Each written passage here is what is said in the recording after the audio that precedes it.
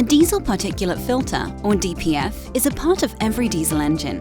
Its job is to trap all the particulate matter and prevent it from entering the atmosphere. Here is how a typical DPF works. First, it traps the exhaust gases in a cell plugged at the far end. The gases escape through the side walls, but soot and ash remain. The soot is then burnt off through a regeneration process. The problem is, these filters may stop working at some point. Through faulty sensors, other items not working properly, or ash accumulating in the filter.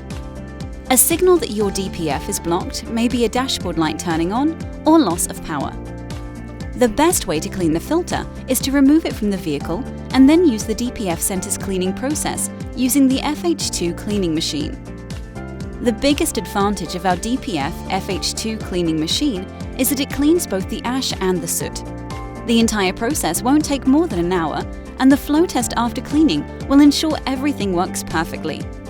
And the best part is that it doesn't work only on cars, but vans, trucks, buses, and any other equipment that has a DPF. Forget about using pressure washers that are not only ineffective but can damage your filters.